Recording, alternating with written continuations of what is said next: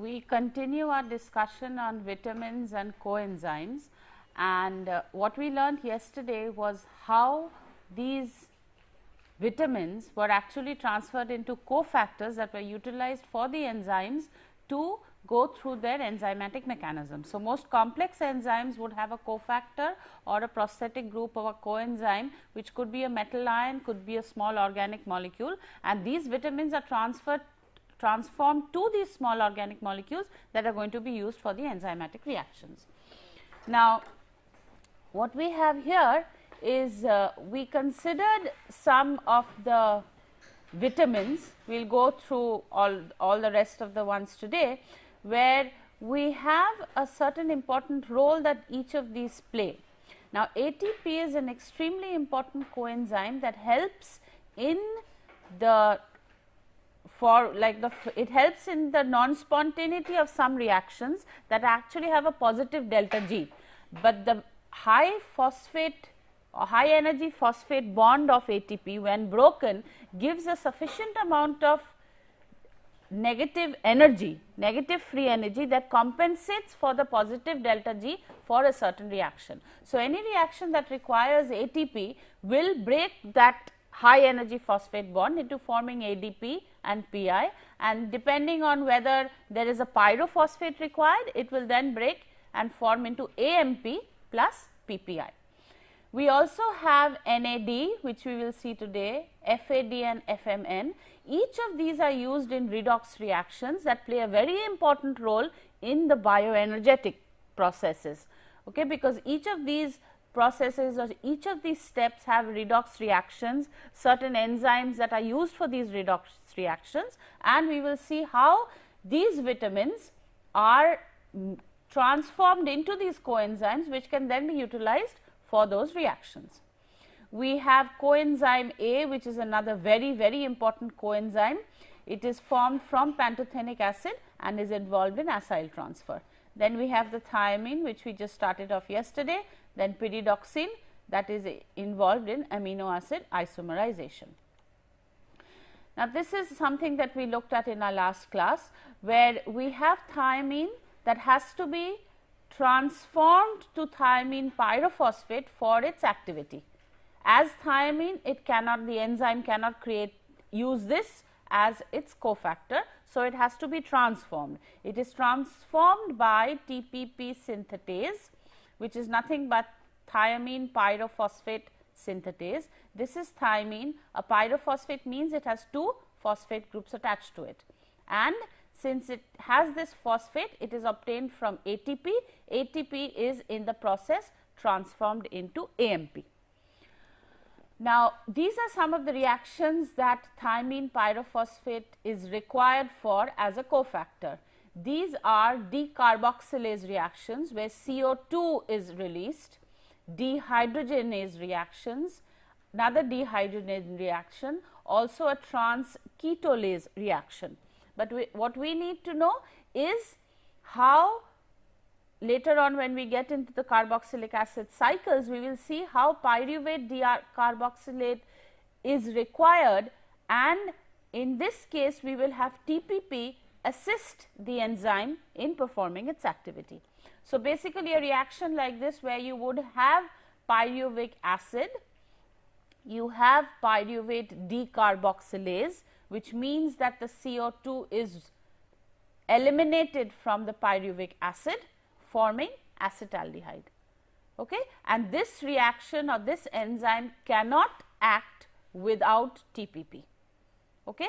And TPP cannot be formed without thiamine, okay? So, that is the way the vitamins work. So, thiamine is transformed to TPP, TPP is utilized. This is one of the reactions where it is utilized for the decarboxylase activity, decarboxylation of pyruvate to form acetaldehyde, and you recognize that this is a breakdown, okay? You are breaking things down, you are metabolizing these processes. This is another one where you are forming acetolactate synthase.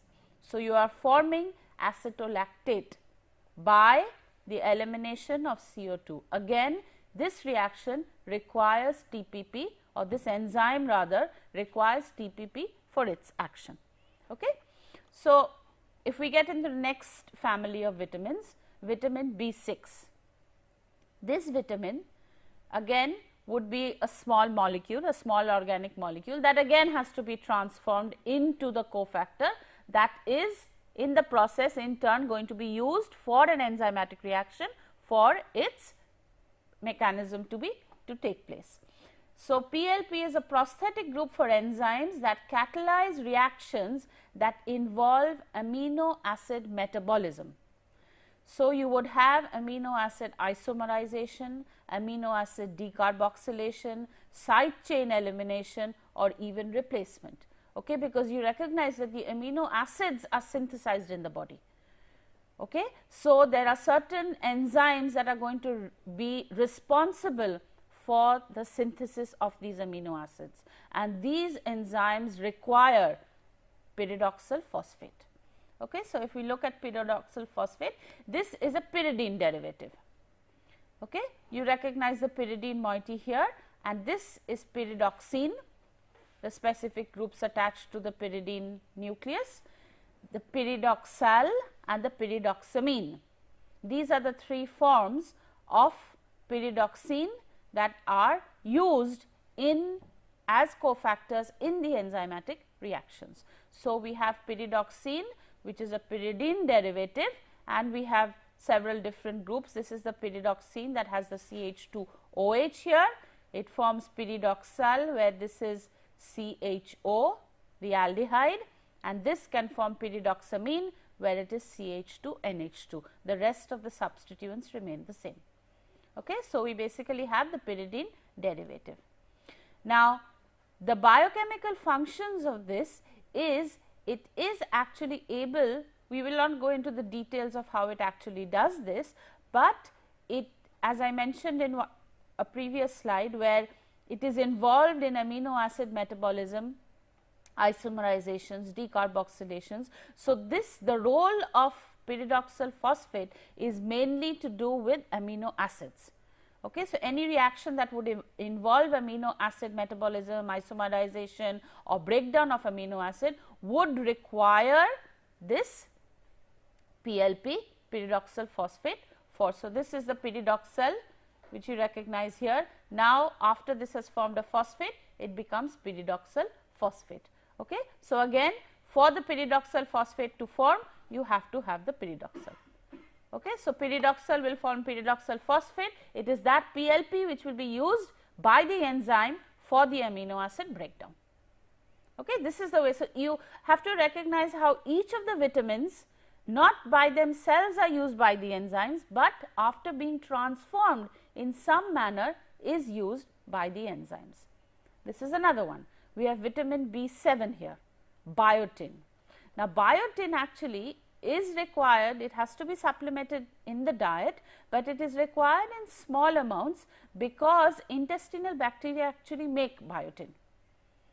Okay. So, you do not have to have as much biotin in your diet, and there is a protein called avidin in raw eggs which binds biotin extremely tightly, as a result of which it makes biotin unavailable for its enzymatic specific reaction. So, this avidin protein when binds to biotin makes biotin less available for its particular reaction, right. So, if you cook an egg, which is why they say you should not have raw eggs, if you cook the egg, you denature the protein, you denature avidin, and it does not bind biotin anymore. So, biotin is available for the enzymatic reaction that it catalyzes. Okay. So, what are these reactions that it catalyzes? We have biotin, a prosthetic group. Now, what do we mean by a prosthetic group? It is a group that attaches covalently with the enzyme. That is what a prosthetic group is. This biotin actually catalyzes two sorts of reactions. One is a carboxyl group transfer reaction, where, as the name specifies, it is possible for the transfer of a carboxyl group. We also have carboxylation reactions, where we have ATP dependent carboxylation reactions. Okay. So, again biotin actually is required in very small amounts because it is made by intestinal bacteria, and again it is bound tightly by avidin that may lead to biotin deficiency, and it being a prosthetic group, it catalyzes after it is linked with the enzyme, it catalyzes carboxylic group transfer reactions and ATP dependent carboxylation reactions. So, how does it work? Biotin is actually linked by an amide bond, okay, to the epsilon amino group of a lysine residue. What is that? It is this one in blue here is the protein. Okay. This is the NH2 group of lysine. You recognize the side chain CH2, CH2, CH2, CH2 and NH here, and this is biotin, this part. This biotin is linked to the lysine.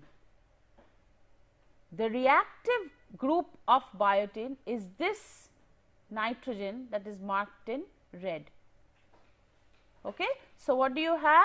You have biotin, which is this, that is linked to lysine. Where is this lysine? This lysine is in the protein.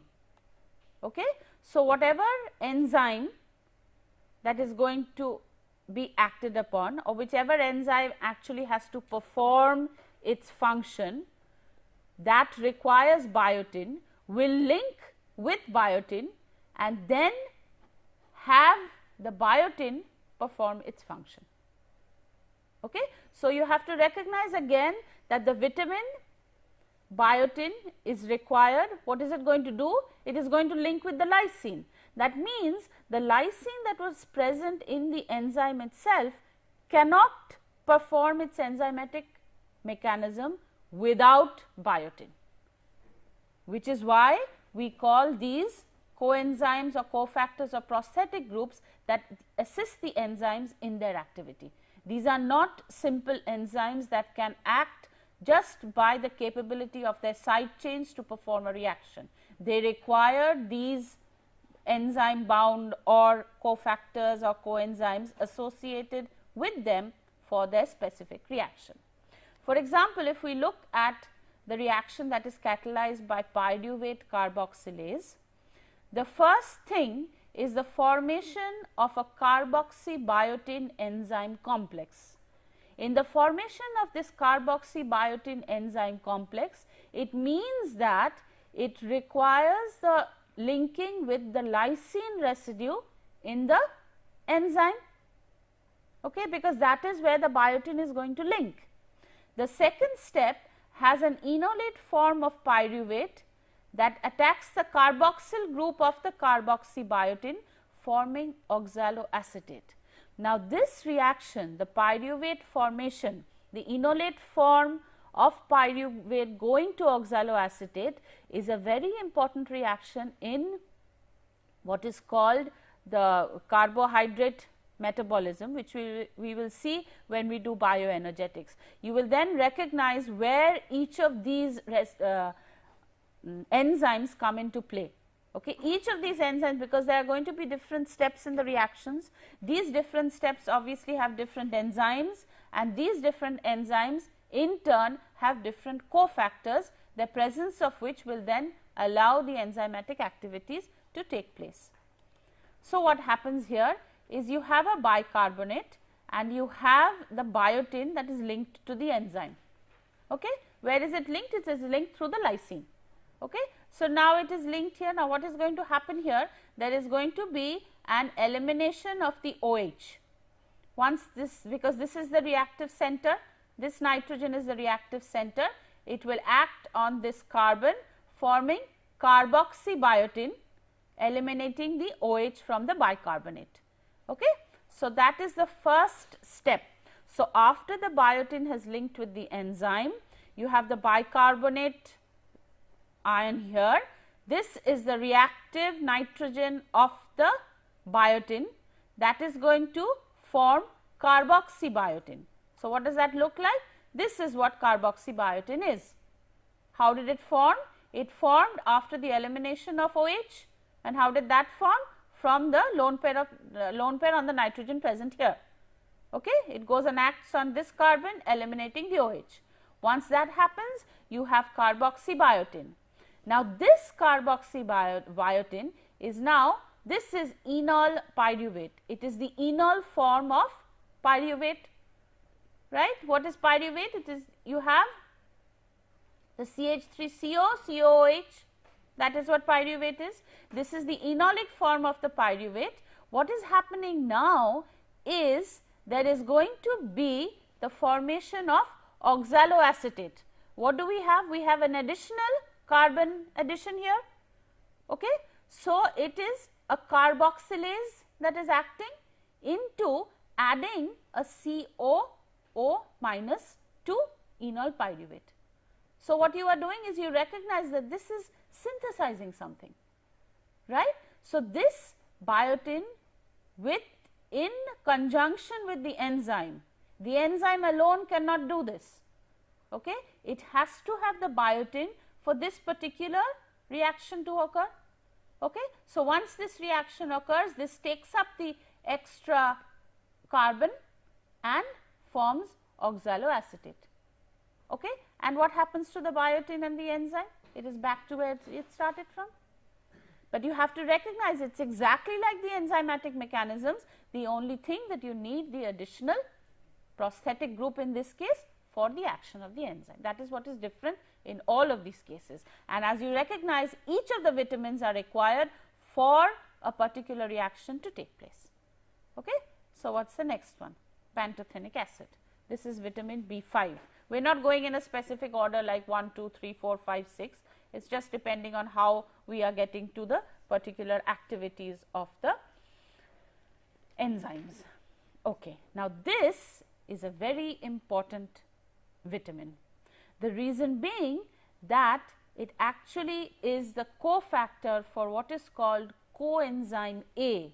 Coenzyme A is, well, it is used in a lot of the carbohydrate metabolism cycles. There we have the tricarboxylic acid cycle there, we have a pentose phosphate cycle there, okay. There are glycolysis, all of these cycles that actually break up glucose or break up carbohydrates into forming small molecules that are again utilized for the synthesis in different other cycles to prepare the amino acids or other proteins that are required in the body. Okay. So, this pantothenic acid, which the formula of which is given here, it serves in its activated form as again the cofactor for coenzyme A and also for the acyl carrier protein ACP. Now, the acyl carrier protein or coenzyme A also is one that transfers an acyl group. Transferring an acyl group means you are transferring CH3CO, which means you are transferring 2 carbon atoms at a time. Okay. So, if you are synthesizing a fatty acid, you remember I told you that they always are synthesized by 2 carbon atoms at a time. Okay. And this is where some of these come into play.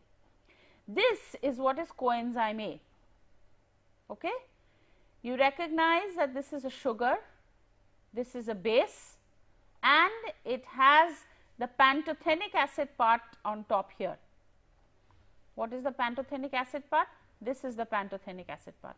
The CONH, that is here, the CONH part here, and the way we actually consider it is we just put this wavy line here because this is common, and we write this as acetyl-CoA.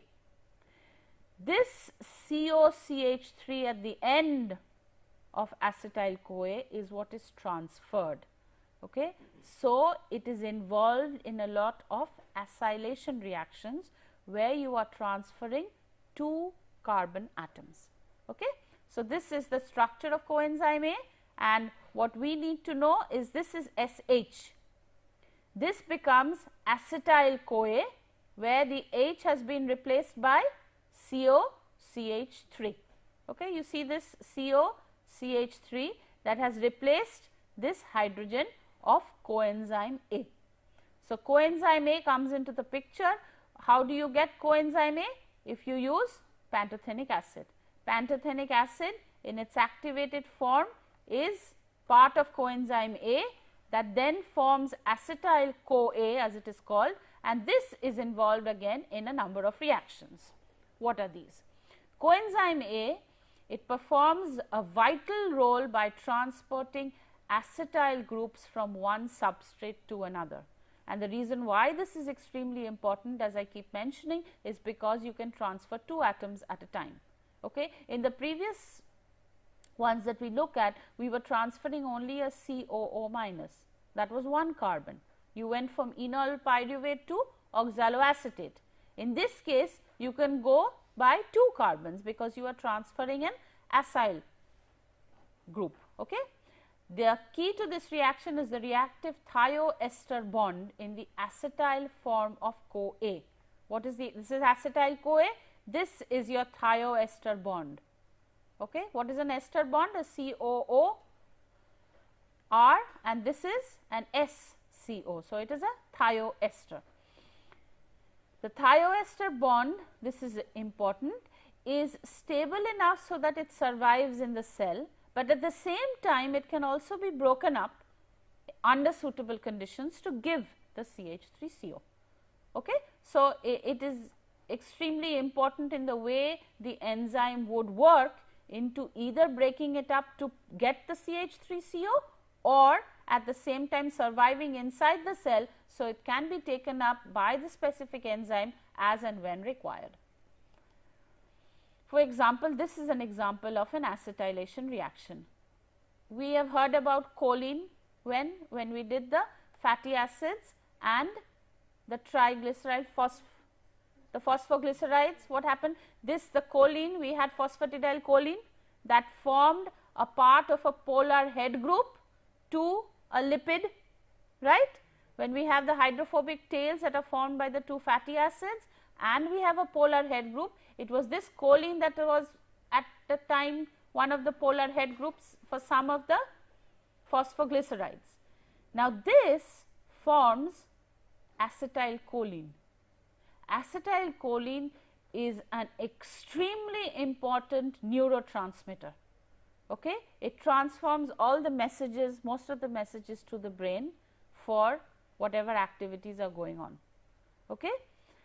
So, the choline that is present can be transferred to acetylcholine by acetyl coenzyme A that transfers its acetyl group to acetylcholine in the event becoming coenzyme A. Okay? So, you recognize that the choline being present with the acetyl CoA will form acetylcholine, that, as I mentioned, is an extremely important neurotransmitter in our nervous system. Okay? It helps in the transmission of messages. That is completely another chapter, and it is extremely interesting as to how messages go from one, they are all neurotransmitters, we have chemical messengers, and these are the chemical messengers that actually take the message from other parts of your body to your brain.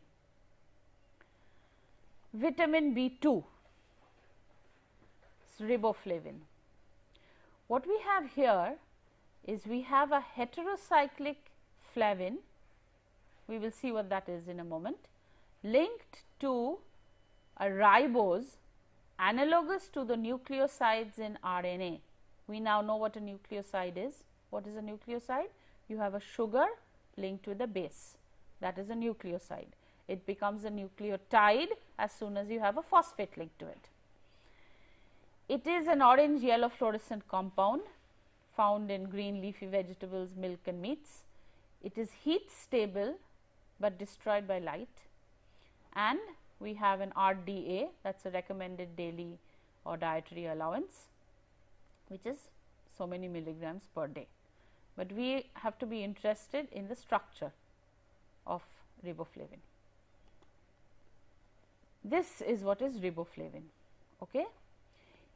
it is what is called a dimethyl, that is the dimethyl you see here, isoalloxazine. This is the isoalloxazine ring system, okay, and this imparts a planarity to the molecule. You have a benzene moiety here, okay. So, this you know is planar. So, imparts some planarity to the molecule, and because of the large number of nitrogen atoms here, it also has a yellowish color to it, okay. So, this is what is called your dimethyl isoalloxazine ring system, and this is your riboflavin. This is the vitamin. Now, what do we have to do to the vitamin to get it to act? It has to be transformed into a cofactor. Only if it is transformed to a cofactor can it then help an enzyme to perform its specific function. Okay. So, now we are going to see how this can be transformed into a cofactor that is going to be of any use to the body or to the specific enzymes that are going to need riboflavin. Okay. Here there are two cofactors actually involved. Now, these cofactors are extremely important in some of the glycolysis or glycolytic reactions that take place. We have riboflavin phosphate,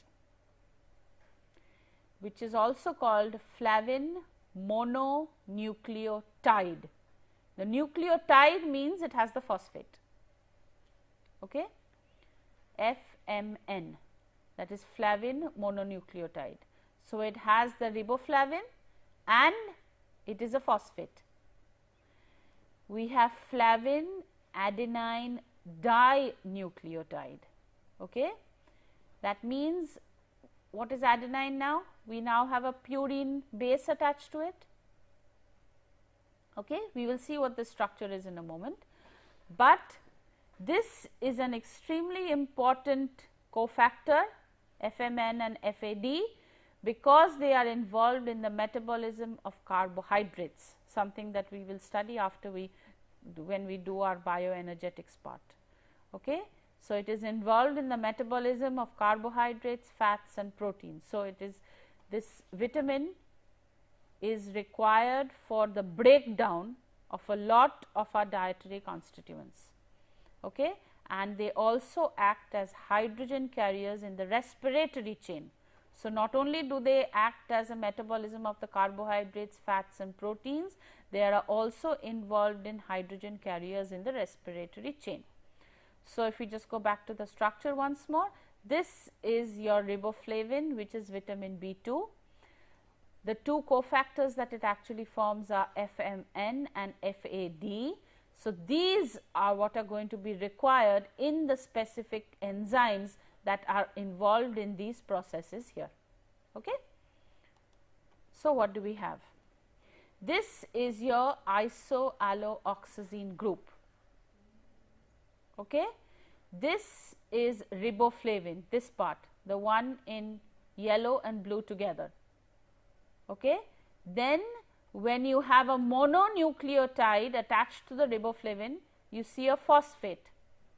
I have a clearer picture on the next slide, but the picture here is that you have a phosphate, you have the riboflavin attached to the phosphate, riboflavin phosphate.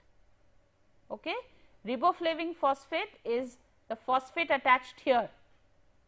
If the phosphate is attached here, this becomes riboflavin phosphate, that is also known as flavin mononucleotide, FMN.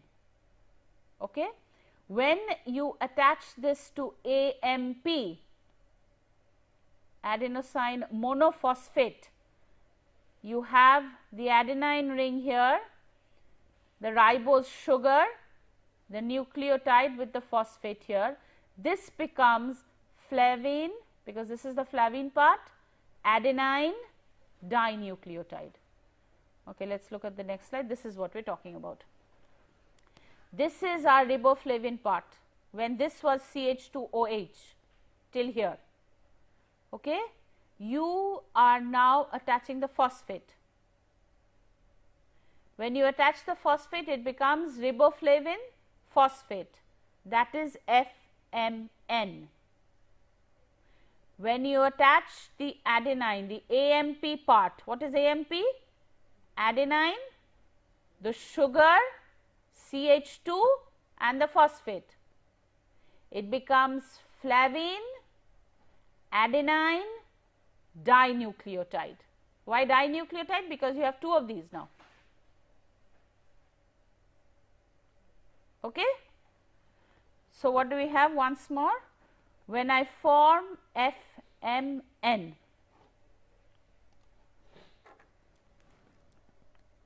I am forming FMN. This is up to here is my riboflavin part.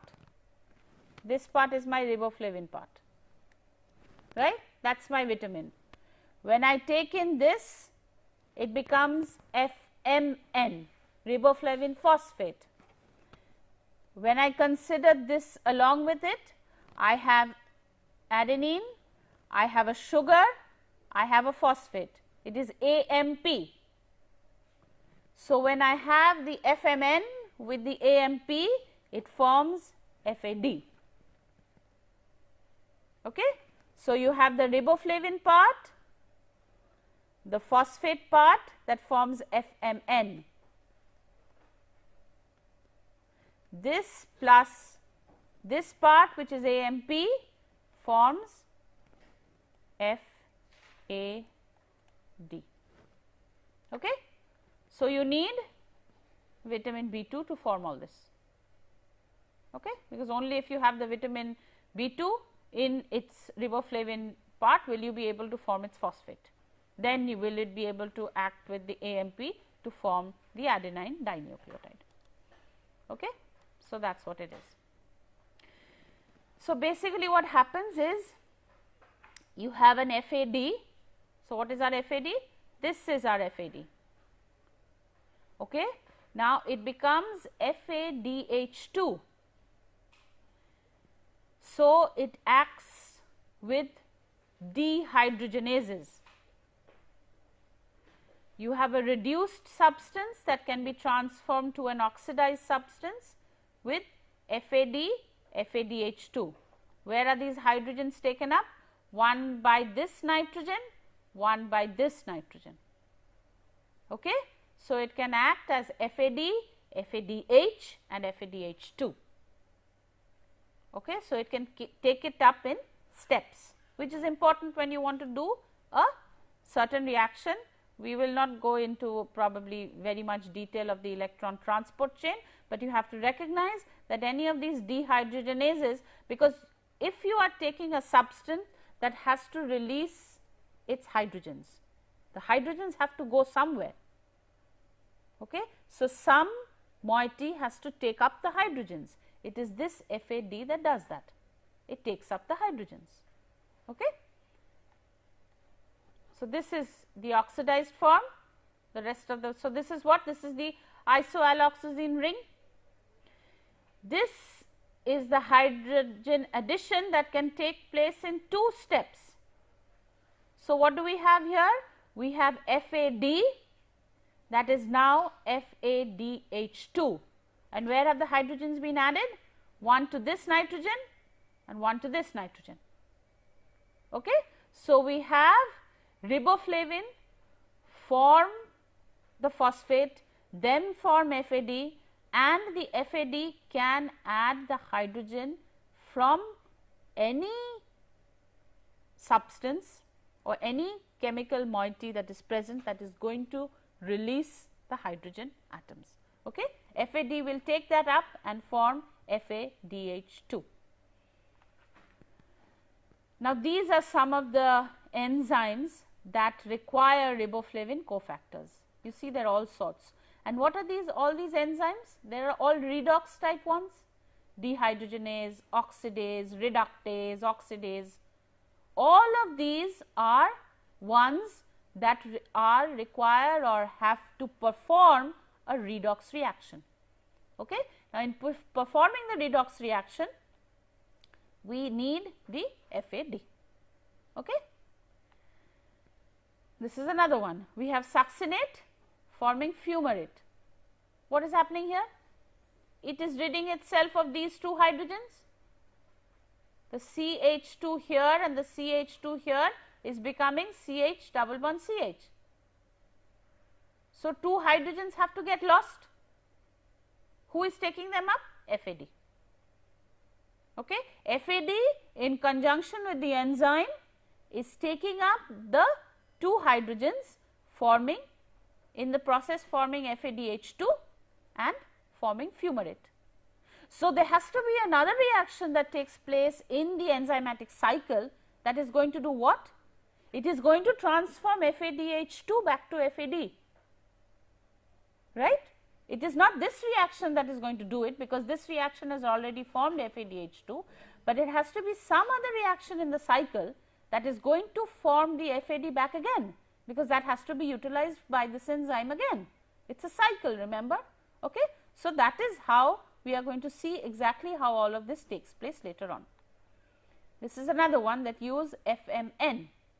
What are we doing here? We are forming FMNH2, where we have actually H2O and ammonia. Okay. The next one, vitamin B3. This is nicotinic acid and nicotinamide. Again, the two forms that are required here are NAD and NADP. Okay. So, again I hope you realize that each of these vitamins are being transformed into something, okay, and that is what is being used by the enzyme. So, again for this vitamin, it has to be transformed to a certain cofactor, and what are those cofactors? We have the two cofactors of niacin are NAD and NADP. These cofactors are not very tightly held by the enzyme, and they are used reaction after reaction. Okay. It is very smartly organized. What does it look like? We have, if you look at the name, nicotinamide, this is nicotinamide. Nicotinamide A is adenine dinucleotide. Nicotinamide adenine dinucleotide. This is nicotinamide, adenine dinucleotide. This is the dinucleotide form because you have the base, the sugar, the phosphate. What is here? The base, the sugar, the phosphate. Nicotinamide is one, adenine is the other, linked by this two phosphates, dinucleotide. Okay. So, you have a nicotinamide that is in its oxidized form, that can be also in its reduced form if it takes up an H here. So, you can have NAD, you can have NADH. Okay. If there is a phosphate at this position, it forms NADP, okay, because this already has the phosphate. If at the 2' hydroxyl you have a phosphate, it is NADP. Okay. So, you should be able to recognize just from this structure what it is. You recognize that there are two nucleotides here. You recognize that this is adenine. You also recognize that this is nicotinamide. So, this is nothing but nicotinamide adenine dinucleotide, okay, NAD. If you just follow the nomenclature, you will never go wrong. Okay. We have nicotinamide, we have adenine, we have dinucleotide, NAD. If it has to be NADP, then it is going to be phosphorylated at the 2' position. Okay. This again is involved in a bunch of reactions. So, this is what it looks like. What is this? The nicotinamide, this is the two phosphates, and this is the adenine. So, if you do not take in this vitamin, you do not have the nicotinamide, you cannot form the nicotinamide adenine dinucleotide, and you cannot get into the reactions that it actually looks at, actually assists basically. So, we have NAD plus or NADP plus that can form NADH. So, it can take in an extra hydrogen at this position. Okay. This is vitamin B12. We are not going into any of the details of vitamin B12, just that since we were doing the vitamins, this is cyanocobalamin and it has the cobalt atom here and the cyanide group here, and it has this big structure, and it is vitamin B12. But we will not look at what vitamin B12 actually does. We will go on to look at vitamin C. Okay. So, again vitamin C, this is ascorbic acid, it has to be used again in some reaction. So, it has to be transformed into a cofactor. So, what we have to know is what it is going to be transformed into. The specific reactions that it actually goes into is the production and maintenance of collagen. Collagen is required in our muscles. Okay? It forms the long fibers in the muscles. So, it actually transforms the proline into hydroxyproline and lysine into hydroxyl lysine, and it is also used in the electron transport chain, that is part of the respiratory chain.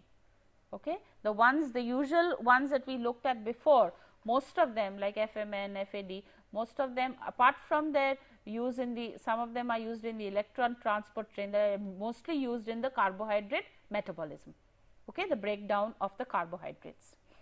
So, we have ascorbic acid, this is another one. I am just giving you the names. As I have told you, you do not necessarily need to remember the formulae, but if you just look at folic acid, if you look at this moiety, you recognize that it is a part of the nucleus, and some of the purine carbons are actually derived from the folate. So, we have adenine and guanine, they are actually derived from the folate, and again in a set of enzymatic reactions. Okay. So, the adenine and the guanine are synthesized in the body. Okay. They will link with the sugar to form a nucleoside, which will link with the phosphate to form a nucleotide, but the vitamin parts that are going to form the cofactors have to be supplemented in the diet. Okay. So, to prepare this we need the folic acid, right. This part is made in the body, but this will be made in the body if you consume the folic acid, right. So, that is how these work. Again we have the fat soluble vitamins. These are soluble in lipids, vitamins A, D, E and K, and they usually are stored in the fatty tissues of the body and in the liver. Okay. So, let us look at where these will come into play. Vitamin A, retinol, it not only functions in our visual pigments, which is extremely important for our visual activities. Going into the details of how that works is beyond what we have to do in this course, but again it is an extremely interesting topic as to how retinol actually is involved in the visual pigments. But it also functions in the synthesis of certain glycoproteins.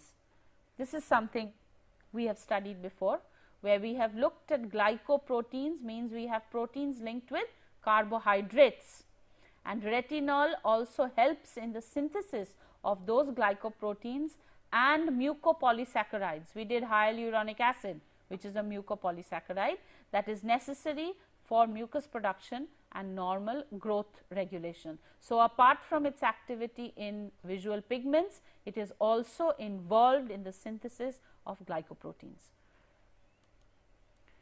And retinoic acid also, which is the acid form of this is retinol.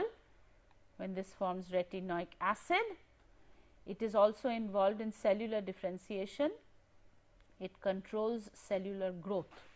Okay. So, because you have already read that vitamin A, the deficiency of it is going to cause night blindness, it is good for your eyes and so on and so forth, it is also good for a number of other activities here. So, vitamin A is involved not only in your visual pigments, but also in your glycoproteins and in cell growth.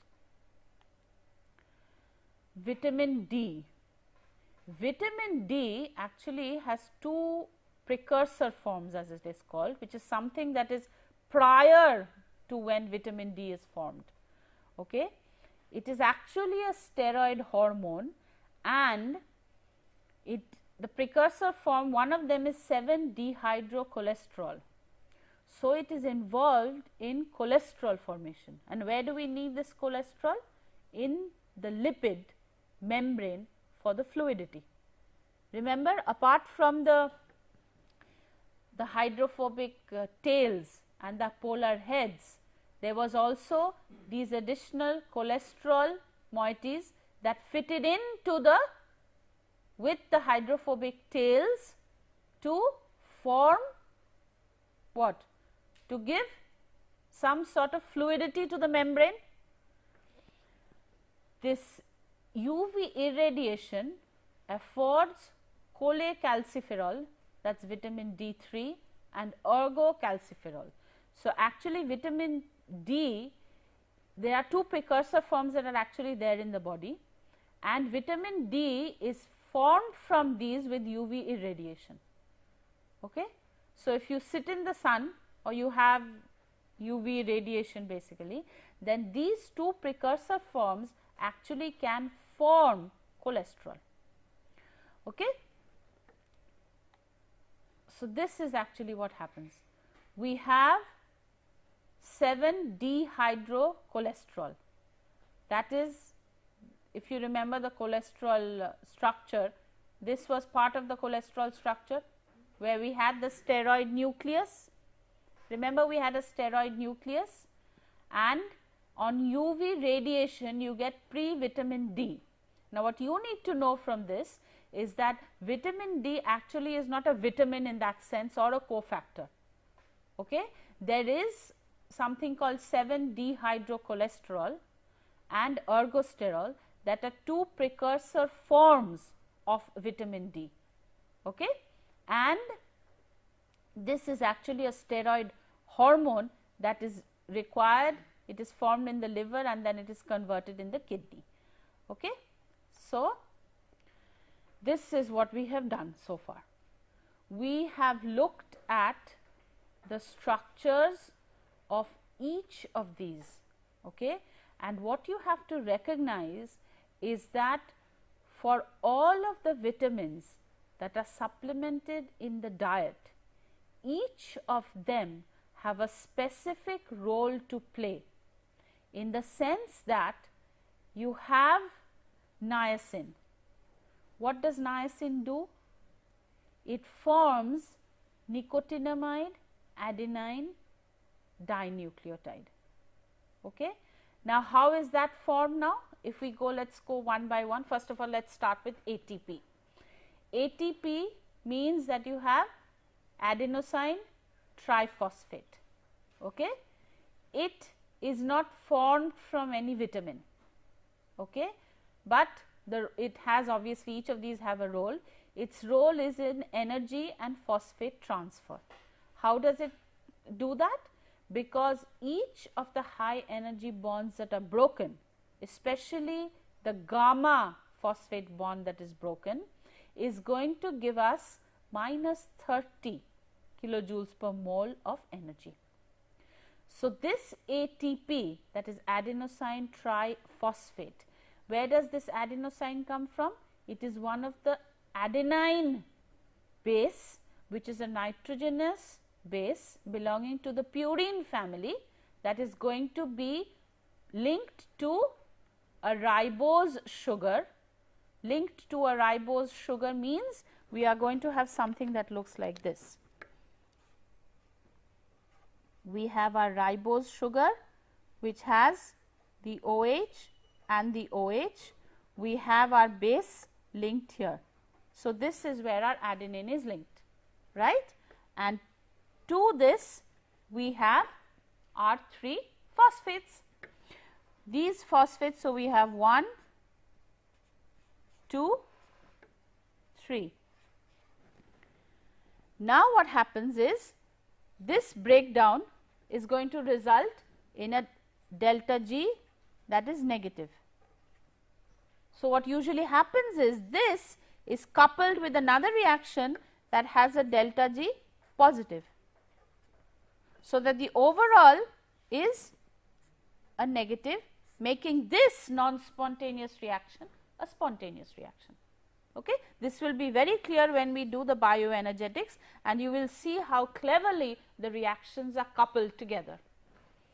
The next one that we looked at was niacin. What is niacin? We require niacin to form nicotinamide. Nicotinamide is then going to link with nicotinamide adenine dinucleotide. Okay, you see how adenine comes into the picture a number of times. Okay, riboflavin. Riboflavin has the isoalloxazine group to it. Okay, it will, when it is phosphorylated, it forms riboflavin phosphate, which is FMN. This linked to adenosine monophosphate AMP gives FAD. NAD and FAD are each involved in redox reactions because they can take up hydrogen atoms. Okay? FAD can do it in 2 steps. So, we can have FAD, FADH2. Okay? So, we can have a CH2 single bond form a CH double bond CH. Okay? Just because it can, because the hydrogens have to go somewhere. Pantothenic acid was involved in coenzyme A and acetyl coenzyme A. What does that do?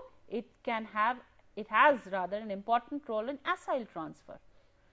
Thiamine is involved in the transfer of 2 carbons, or we can have the CO2 transfer there. How we looked at how pyruvate formed acetaldehyde, that is by a certain enzyme that would use TPP. Using TPP means you have to have thiamine to form TPP. Again, vitamin B6 pyridoxine, which will form pyridoxal phosphate, which is used in amino acid isomerization. So, each of the vitamins that we have a role in the formation of cofactors, coenzymes. Once these cofactors are formed, we did not mention biotin in this list, but biotin is also there, which is a prosthetic group that links to the enzyme. Then together with the enzyme, it performs the enzymatic function. And that completes our discussion on vitamins and coenzymes. We will go on to nucleic acid structures in our next class, followed by bioenergetics and metabolism of carbohydrates. Thank you.